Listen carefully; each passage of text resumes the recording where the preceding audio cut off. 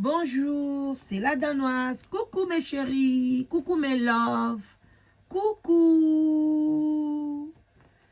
Bonsoir et bonsoir, bonjour. Vraiment, bonjour. Nyonso balingaka mama leki na bino.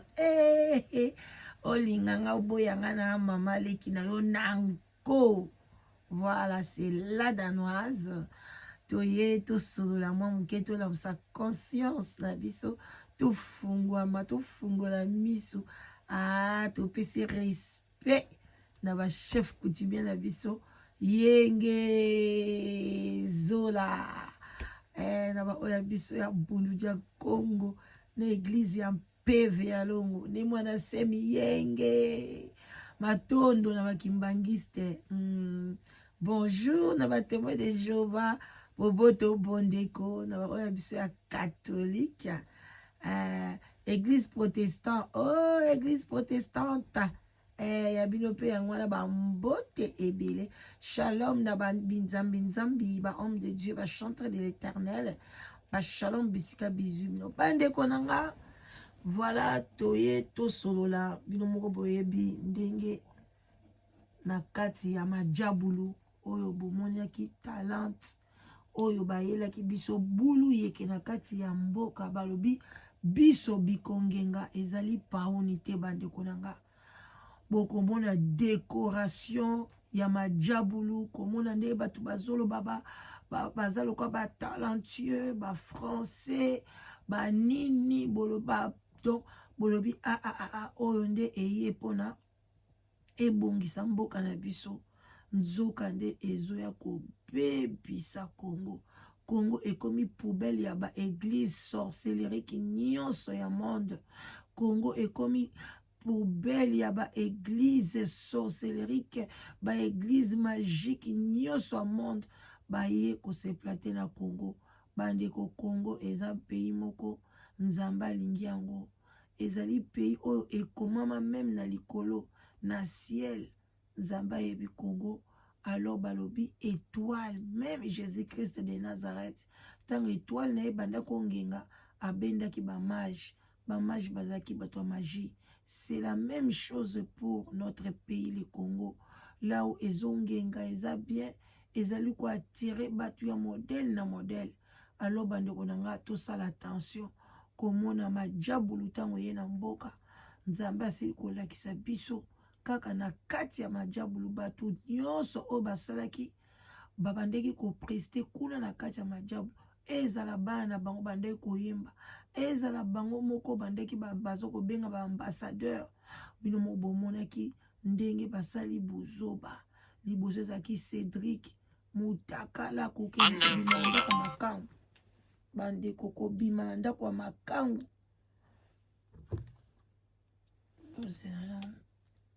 kokende ko bimana ndako ya makangu bandeko na ngai koya ti mutakala euti ko bima toye komona oya zawadi wana catastrophe makasi ya mai kalamba ti lelo banda kota sama ya bimaka te banda kota hôpital asomba na chambre privée l'hôpital abimata vanda ka bongo kapwepwe lamuka akolamuka te mai kalamba okokufa na soni okokufa na soni bima na yo okokufa na solo kwa kapwepwe bandeko eza pasi. Alors soki pe eza na pasi eza na pauvreté, il y a beaucoup de choses qui se passent.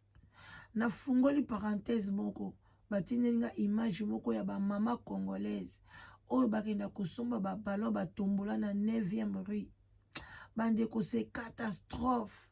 Ntala ba indien balalisi bango na couloir comme si même na maternité babotaka bato bongo te donc koto bazosala oyo vraiment pourquoi ba mama congolaise pauvreté silisi ba mama valeur ba mama balongoli maputa bazobeta bango na bendien na misutu na bango bandeko kende na endomona pays na bango ndenge eza sali te ne ba bato apasi mais lokwa bandi koteka ba ballon non en tout cas c'est triste bandeko na ngai to ede mboka na biso ko nzambe ede mboka na biso est-ce que ba image ya ndenge wana fashi omonaka yango te ba image ya ndenge wana ba gouvernement bomona yango te na ntango akala na bible ntango nani roi amoni ke bato bakomi koliana akata bilamba alobi na mboka nanga makambo aboye te baindien ya bongo mpe bomoni bilongi na bango bokangi bango bofuti bango bamande badedomage basi wana estce baindien wana baza na mbongo te bafuta hotel me bazokolala bandeko na biso na couloir na mabele. Non, ça c'est jouer avec la femme congolaise. Ça m'a fait du mal. Ah non, non, non, non, non. Si j'étais au Congo, na quoi tirer bango penza. Non, non, non, na koti penza donc na côté li bango penza donc na ebité. Na koti kanda na bendien. Ba sakani na ba mama congolaise. Ba profiter na pasi na biso Congo. Babanda ko lekisa ba mama na mabele bandeko nanga batandi liputa. Ah te. Siko mama no kendo kozwa zemi indien nani akoboko la mwana ko bakisa pasi likola pasi batombola ngotango kende koteka ba giango bandi ko boko la bana bendien bomona ki ndeko na biso tende ba bomai na ba indien. Ah non non non non non ba indien baza mibali ya kobala te. Voilà bandeko nanga ezaki ka entre parenthèses bandeko nanga tozolanda prophétie ya madiabolo boyoka prophétie ya madiabolo et puis mwana ya mwasi oyo ayembaka kuna soki Inès soki nani bandeko bazali ba sirène des eaux bazali ba sorcière bazali bato yo na ebita à travers banzembo na bango baza ko captiver bato ebele.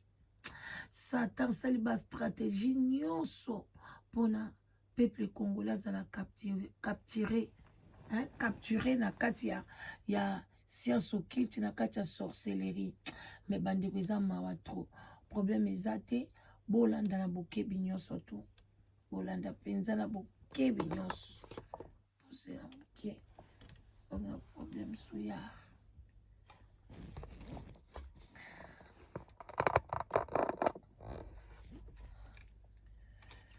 Bozela to bolanda na bokebi nyonso to j'espère que voilà boyoka ndenge nini révélation bimi pona madiabolo.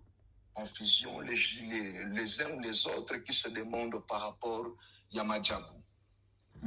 Et nous voulons découvrir ce que le Saint-Esprit nous a révélé comme de secret par rapport à Madiabou. Bien aimé, le temps est ça ma bémakas. Puis le baki na biso déjà mikolo koya. Parce que bele bakopé moi, samba surtout est-ce que tu as koya na kokuta kondima na mitema bato. Il se posait des questions, il se demandait. Parce que la foi de plusieurs personnes se refroidira. La Bible dit. Et la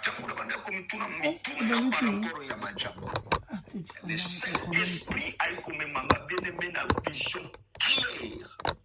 Et mon seulement clair. Aux hôtels, ça que peuple ensemble, tu as qui na confusion, tu adoras qui la bête.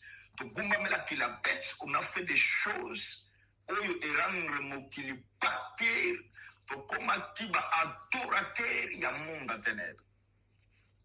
Et voilà pourquoi le Seigneur n'a mis tout nananga. Je me demandais qu'est-ce qui s'est passé et Dieu m'a répondu. Yoka réponse ensemble. Bien aimé, dans ma vision, je voyais. On s'est retrouvé dans la vallée Moko. Dans cette vallée, les Alaki bien aimés, quand je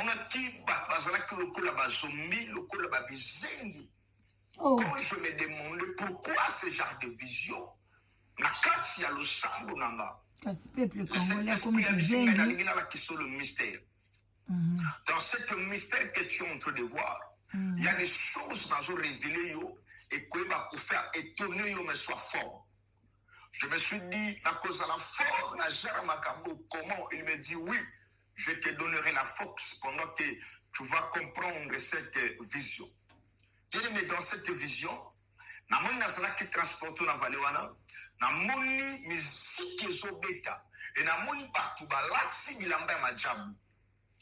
na bilamba majabu na moni bazobina mais si ko ne zobete zobima na 4 points ya valet cicatrice comme le la salle identité na bango ba sorcier na kati ya wana na oki musique ezobeta bazotombola majabu na mais pourquoi les adorateurs sont en train d'adorer mais bazoyemba majabu qu'est-ce que signifie majabu alors oui majabu il faut musique ebeta mais basurnommer yango majabu parce que c'est le temps apocalypse ezokokisama alobi qu'est-ce qui se passe au juste nde bayokobisa ngai alobi omoni majabu wana ezali kombo ya demo mobimba oyo mokili mobimba bogumbamela nini elakisi nini olobi ni papa majabu elakisi nini lobana alobi togumbamelaki oui bato ebele bazalaki influence na kolanda émission ya majabu bayebaki te ekartonaki ezalaki eloko oyo intromise bato ezali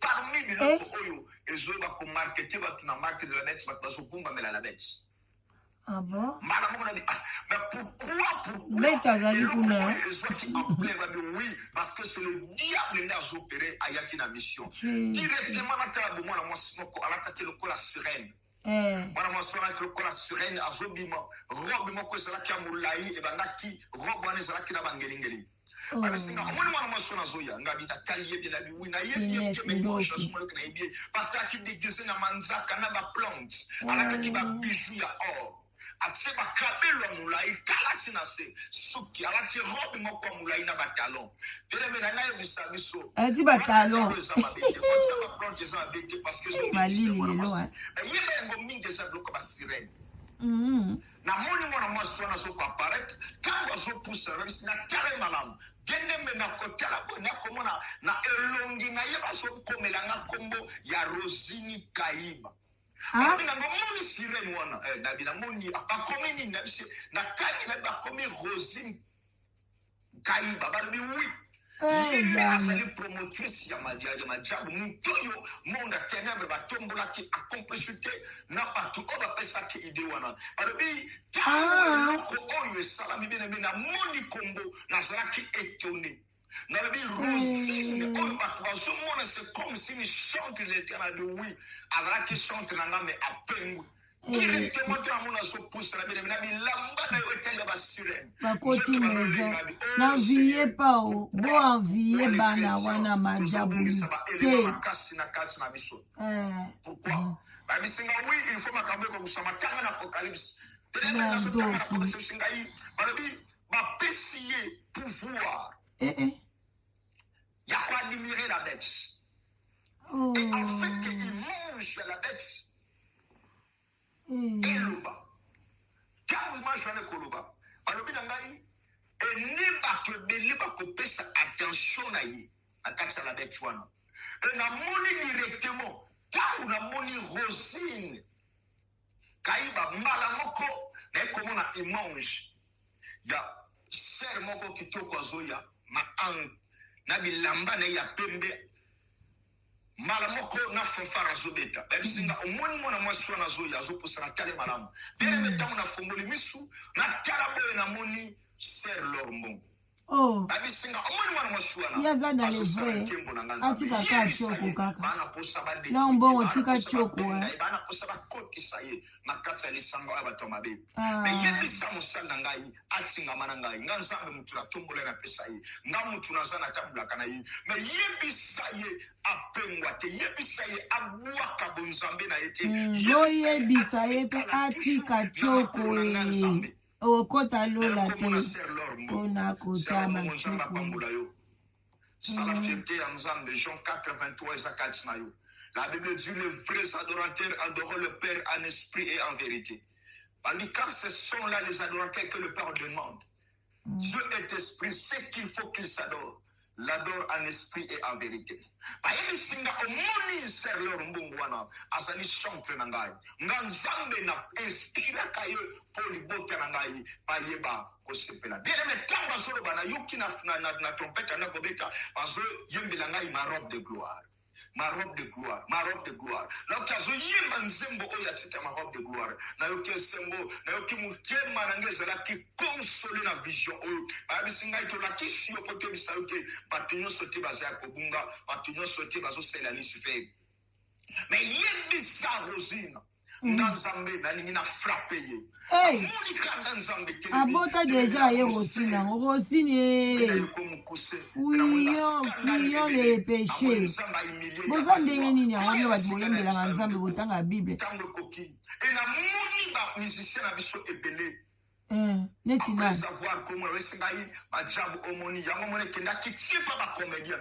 Parce que les comédiens mingi bagumba mais la kalisi fait ba pesa ki bango passe pour bango pe ba adorer parce que ça qui na gloire na ba youtubers na ba nani ba koti papa yango mone kenda keti pa ba comédien nazo mo lokwa na yebi pasteur o prophète na yebi ba yebi singa yo omoni ba tunyo so ko ba nani te ya kolanda majabu et quelle réalité ça n'est bien aimé na moni ba chrétien na salle moko lokola conférence prophète na moni mutu asote alati robe. Comment ils sont nani ki yanzambala lolenge ba sacrificateur ase na lesi banda kolata mais tango alati azoteya na moni ba chrétien balali pongi na tuni molimo santo pourquoi utazoteya message kitoko ya le royaume des cieux mais na moni ba balali pongi oui ezalaki mission ya majabu elalisa ba chrétien pongi yango moni so ya dernier temps ba chrétien mingi vi de prière ebunga bango. bakima bamai kalambai bakomi kobotisa basi kuna distraction makasi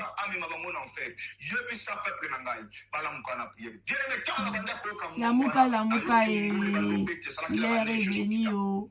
Les vrais adorateurs adoreront le Père en esprit et en vérité. Le Fils de l'homme, celui qui est assis à la droite du Père. Quand on va dire répéter malheureusement, va chrétien va commencer à casser, va chrétien va commencer à l'amoukra. Et dans le qui gloire est dans la salle, moutou a à côté à malheureusement comme un seka. Et bien, c'est le temps que les chrétiens vont tout le monde. Parce que le monde est envahi par le ténèbre.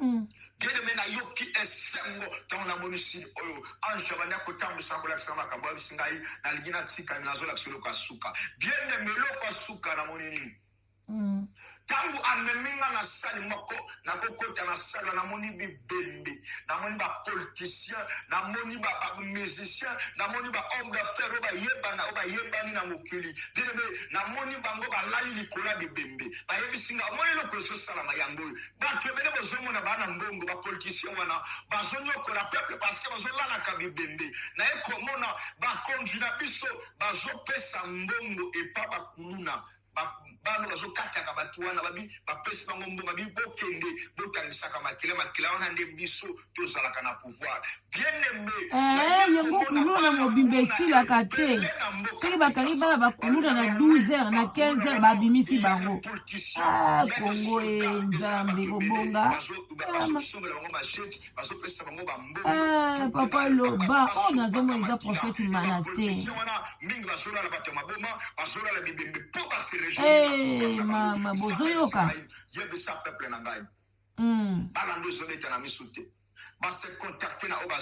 pesa kombo na oko neti nayebi yo celui qui persévérera jusqu'à la fin sera couronné.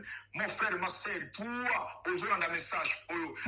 C'est un message de réconfortation qu'on a eu. C'est un message d'éducation qu'on a eu. C'est un message qu'on va partager pour notre sunga. Ndeko oyo, alanda kape, biloko oyo majabu. Et quand il va te belé, beaucoup de gens sont dans l'ignorance parce que le ténèbre a une mission à détruire. Ngala sina mona ngona nzambala tsanga kala lobi naza kuna te. Jamais. Leur mission c'est le ténèbre. Voilà pourquoi majabu eyaki origine nango beneme eyaki na monde ba sirène. L'origine de majabu eutaki na monde ba sirène. Ouais, wapso mtakotika kuna komika bote. Boko kufa no kibino no koso na bino wana toto olia na biso ka matembele ya bio azali représenter ba sirène au esprit na ye ezaka ba sirène yango mona ka soki bango bazobeta mokimba bazala kapia côté la match parce que esprit wana Et le Seigneur me dit, tout se préparer parce que la calamité, monsieur Zoya, le lingue to anosaki. Yango nsamba ko pesa biso mystère oyo po ai. Na bana komi tongisa pourquoi bana nsamba ni suko sambela te. Et ça n'a pas de message, ma kobenga te pour la prière. Ceux qui va yoki, au comédien moko a dévoilé va secret na ye, batu batali ba partager. Ceux qui va yoki, politicien moko boye balandi, ba bois qui mona bébé, ba salibo. Mais le message pourquoi Dieu me dit oui, parce que eza l'invention o eza, ya ba événement makasi et cap, c'est là qui conscience ya bana ngai. Et le monde bongo vu de prière, yango nzambe ala kisingai mystère oyo. Mon frère, ma sœur, allons partager un message de la part de Dieu. Mais le Seigneur a besoin de nous. Tout la mukana lo sambo. Nzamba pesa yo makasi bien me hôtel de manaba jeûne et prière. Tango zama beto zo kima. A bientôt na pesa ki ba signe ya 3e guerre mondiale. Parce que nous, Dieu est en train de préparer l'arrivée des rois. Il faut pas signer comme ça. Et à bientôt la bokoyo ka ba payer belé makambe belé ko salama. Il y a plus ou moins 5000 morts déjà na ba mboka ba Ukraine. Il y a de guerres, il y a de blessures. Et 3000 enfants déjà va koufa. Parce que Dieu a parlé de Kamouya chiffre. Tout ce qui m'a vers le temps. N'a pas ça qui explication à chiffre. Bien aimé, l'amkana le sambo. Benga bashala nzambo, on va prier. On va déclarer, on va faire des déclarations. Que vie de prière na yoba kangaki. Na bloko ba distraction ba sirène pour l'amka. Ba o nyoso. Ba liga ba sa l'étoile na yoba kanga vi na yo. Ba sambulungani na mokili. Ba lobi richesse fait que na maboko ba ténèbres. Parce que c'est une distraction ba na nzambe. Dans mon économie à monde déjà bougé. Ce sont les occultistes qui vont gérer mon kili. Mais là où il y a les elis, le ciel parle toujours. Attends, les Kangami pendant 3 ans et 6 mois. Quand Élie parle, que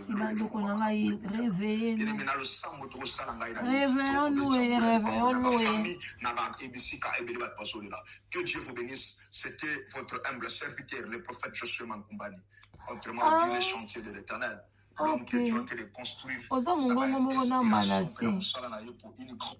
Bandeko nanga batata ba mama bandeko tokomi na biso na suka ezalaki ka pona boya kofungula miso kuna na kati ya majabulo bango nyonso bozomona wana ba administrateur ba administratrice ba bandai ko s'échanger ba rapport sexuel entre bango na nyonso to ndenge bazawana lelo tozoyoka o mbui kuna o alongwe o boye na boye bandeko bofungula miso bokota bikota kota te biso bingengaka ezaka paoni te soki eloko ezongenga soki eza bien tokoya toyebisa bino bandeko na nga nzambe oya biso akoki koya te asala biso tokoma koya koloba paster nini oyo aleki ba paster nyonso nani oyo aleki koyemba na bato nyonso nani oyo aza boye te nzambe apesi biso mingongo biso nyonso ndenge moko te me mpo na ye nyonso eza ndenge moko oyemba likolo oyemba na se osala boye mpo na nzambe na matoi na ye